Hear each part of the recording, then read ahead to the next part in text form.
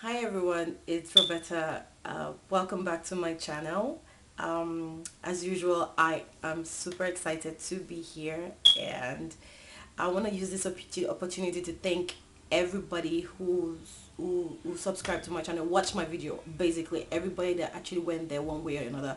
If you liked it, you clicked on it, you watched it. Those that shared it, I really appreciate it. God bless you all. You guys gave me a purpose. At least now I know it's not a wasted effort. From the response I've been getting, people that send me private mails, I realize now that people actually do need this, so it's not wasted. Thank you so much.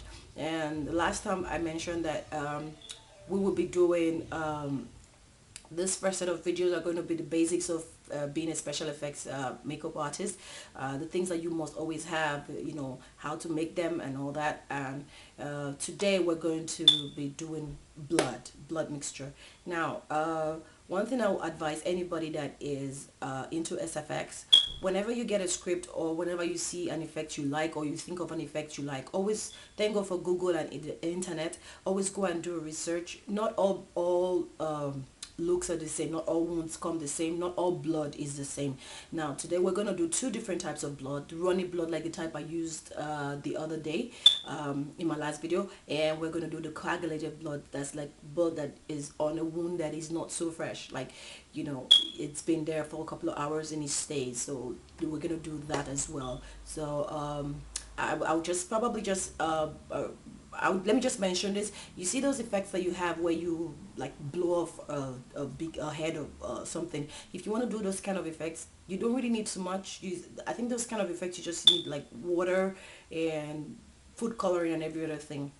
Now, before I go on, sorry, I'm beginning to talk too much, but before I go on, one of the things that you're supposed to use, why I had problems back in Nigeria, is cornstarch and corn syrup. Sorry, corn syrup. Now, this corn syrup, right, is something I had a hard time finding in Nigeria. I had to start incorporating what I had. Like, I had to buy cornstarch, and then I mixed it with, I made it and mixed it with water to bring it, make, because you had to have a little bit, I had to have a little bit of thickness in it. So yes, I couldn't find this anywhere. Now I found out not too a while ago, but not that long ago, that the alternative to this is syrup, like anything that is like honey or something. Those are like, they is actually not such a hard thing to find, and all this while I kept struggling trying to find the alternative to this thing. So today I'm going to show you how to use syrup, ordinary syrup. To get started, let me just quickly do a rundown of what the products that we'll be using. Like I said, we'll be using syrup. Now in Nigeria, this is the local brand that I got at the grocery store just around me. Now the in Nigeria, the easiest one you can get, I think it's called Aunt Jemima. I think that's one I got one time. So yes, Aunt Jemima is the same thing as this. It's just normal syrup like that you can use on pancakes, So you need this or even honey, but I think honey can be too thick. So it depends on the consistency you want the blood to be like. That's how you know what exactly you'll be using. So next you'll be needing is food coloring. Now these are the type I have. This is red, and I couldn't get this one in a red one, so I got this other type in blue. So these are like gel, this is a gel food color, but it doesn't really matter. And then I have the black of it. Black, yeah, I have the black of it. It doesn't matter which kind of food coloring you get. You can get the pigmented ones, that's the powdered ones. I think you find them pretty much in all the markets in Nigeria where they sell baking items, and you can get the liquid ones, which were the ones I was always using back home, and it worked perfectly. It did the same. Also need cornstarch. Cornstarch. Now cornstarch you can also get in different parts of the market, but not this brand, I'm sorry to say. But the one you have, like the container is is white like this. So yes, and it's like 250. The last time I bought it, it was like 250. I don't know exactly how much it's gonna be now. And a container like it's bigger than this actually, so that one container can actually last you a while. You can use it to make different things and all that. So yes, that is for cornstarch. Then you need containers. I'm using this plastic cups. and as usual the popsicle stick. Now this is, when I mentioned the popsicle stick the last time, that's ice cream stick. Yes, when I mentioned it the last time, I didn't mean it must be this. You can literally use anything that you can mix with, so it doesn't, but I prefer to use this because it's easy for me to manage. Then you'll be needing a spoon. Just the spoon is just to take the cornstarch so you don't mix it. So that's it. So yeah, um, with that out of the way, let's get started. Now to start with the blood, you first get your cup and your container that you want to mix it on. Pour I have a lot of mixed blood already, so I'm just going to make very little, so just for the this purpose of this video, so I'm going to make very little. Now this particular mix can be extremely thick, so if you want it to be a bit lighter, like you want to make it runnier, just maybe for if you want to, probably want to splash it somewhere, not the head blown head effects, just like you want to splash it somewhere, then you could add just a little bit of water to make this one, to make the syrup a little bit runnier. I think that's the word, runnier. So yeah, so now first you put your syrup on, you pour your syrup in, and then you get your food coloring. In this case I'm using just food gel, but in Nigeria, like I said, I always use the liquid form of food coloring. Sometimes I use the powder because it has is very pigmented, but I I think I just, let me just stick with what I've always used, and it was always the liquid one, so it works just fine, just as well as the gel one.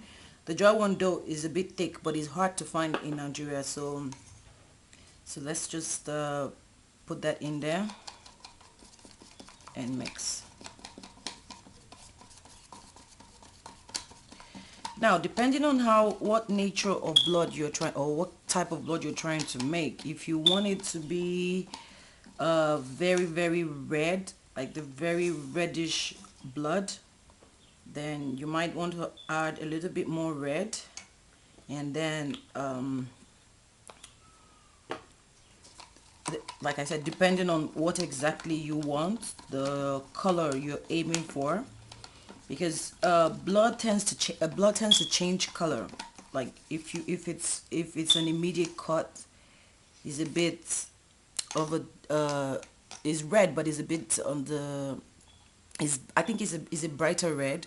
Then if it has been exposed for a little bit, it gets a little bit darker. And if it is that coagulated blood, it gets really dark and thick. So yeah, so as you can see, this is already like a form of blood some people will want to use, but I personally think this is not uh, um, exactly correct. There's really, I don't think there's any blood that is this shade of red. I'm sorry, but that's just me. I've been checking to see if there's any, but really there isn't. So that it's maybe, but maybe not. So for me, I always like to turn it down a little bit to get it a little bit darker. Actually, the syrup that is already darker has already given it that rich texture. So I guess that's why it looks a bit like this now. So now you get your blue coloring. Now I couldn't find this same blue, so I got this. I've never used this before, so this is like an experiment too for me. And you take a little, just a very tiny bit. Yeah, that should do it.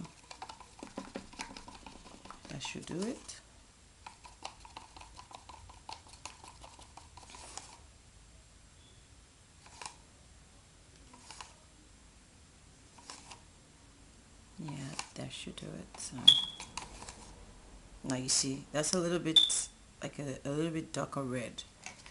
Let me show you.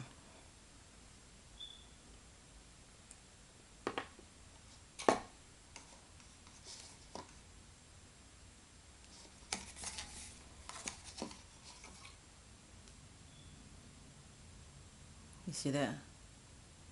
So that's a better shade of red or blood. So yeah, so this is side. Now if you want to get it to, because it looks a little bit clear, like very clear, so to give it that a little bit of thickness, so it doesn't look like just an empty syrup, you get your cornstarch. Get your cornstarch and take very little. Actually, what happens is, depending on what you want, the thickness of the blood you want, that's how much you put in. But I prefer to put it a little at a time, just very little at a time, so I can control it. Now if I want a bit more, I put a little bit more, but I do it a little bit at a time.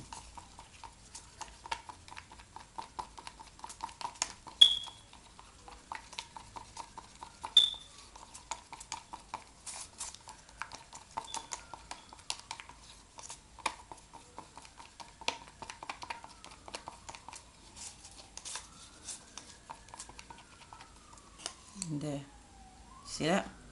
And that's better, and this is actually what I was aiming for. I have to do that.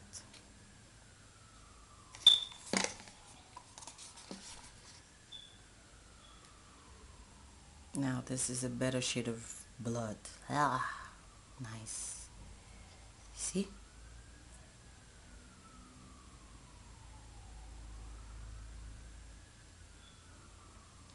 So if you want to do like a thicker blood that you don't want to run, let me use from this so I don't really waste much of my products, my materials. So I'm gonna take this, half of this.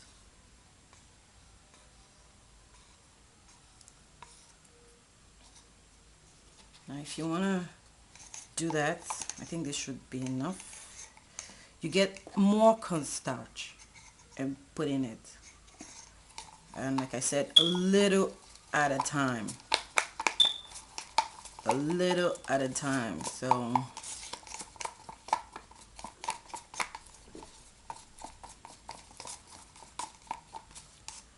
okay, this is still runny.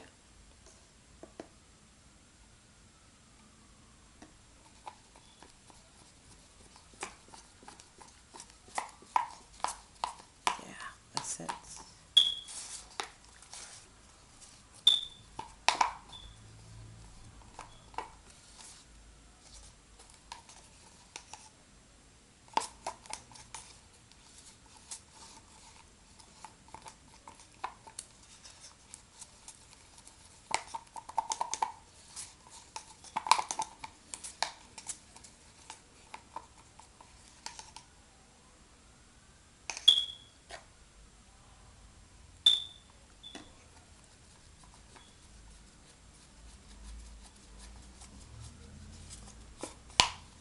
Oops.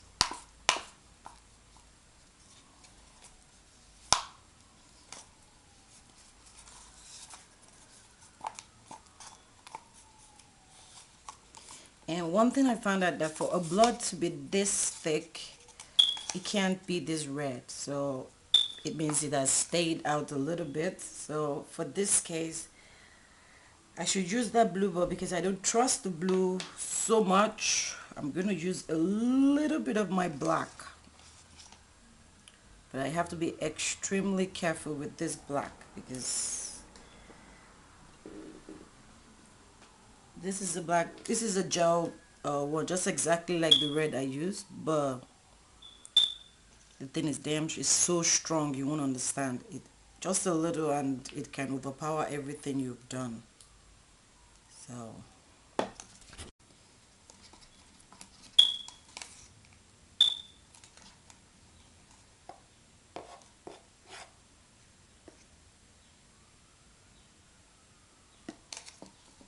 yeah, to get this the thickness you will need for this, you just have to keep adding the cornstarch until you get it to be the thickness that you really need.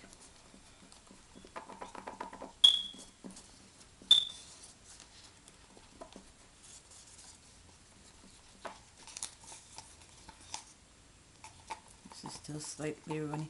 Oh, and by the way, I forgot to mention, I added just a little bit of black into this, just so it to give it a darker color, because blood can be out and coagulated and still look very, very bright red, like this one. So I added just a tinge of black because I don't trust this blue. I'm not really used to that blue. It's not something I use.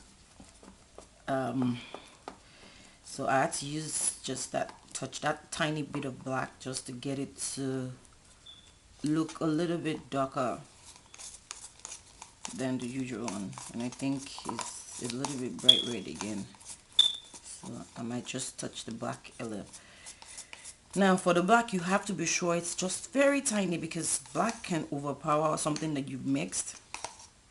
So you see, that's a little bright. For a blood that has been out for a long time, it cannot work that it can be that color. So that's a little.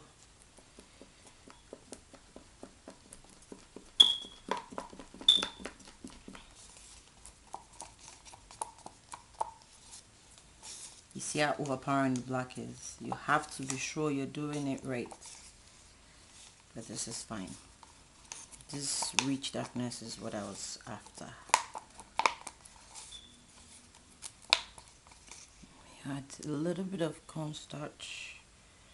Just don't want it to really be runny at all. It's been out for a while. It's what's the word? I think it's called congealed. It has congealed. So it's congealed blood. So now this type of congealed blood, you see, like a nosebleed that probably hasn't been treated for a while. The person, or somebody has been bleeding for a while, and then uh, uh, the bleeding has stopped, but just a little comes out of it. This is usually what it should look like. It shouldn't be this lightweight runny. You see, this is lightweight runny. It should be this kind of texture. This cannot run. If you just put it wherever you put it is where it's going to be at. So there you have it. So what do I do as a test video? Okay, but let me just show you this one first on my cotton wool. See that? It's thick, it's dark, it's been exposed. This is full exposed blood, as opposed to this bright one. Let me put it side by side. There's two different shades. You see that? Now both blood are edible blood. You can put them in the mouth, not in the eyes, but in the mouth. They're safe. They're all food items and all that, so it's very safe to put in the mouth. This is food coloring for cake making. This is corn syrup for cornstarch for making anything. And this is food syrup. Everything about it is edible, so yes. Excuse me. So there you have it, the two shades and two different types of blood that we will be using in the course of this tutorials. Now there is another one that we will learn later, but not now. That one has to do with gelatin. Those are for blood that are not supposed to, you don't want them to move at all. You just probably want them to just stay, and that's it, no movement. So those are different. So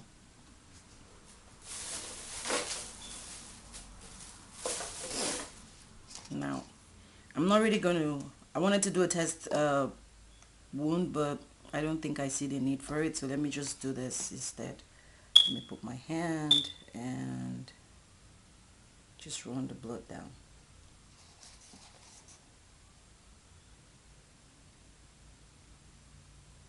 So now for this, see that? See how when it gets on action, you're doing this and it's dripping.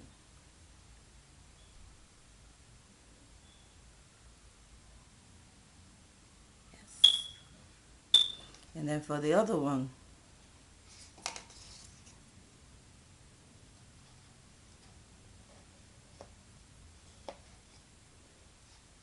Oh, and whenever you're doing SFX, please wear clothes you don't really like using anymore. Because, and this is the other one.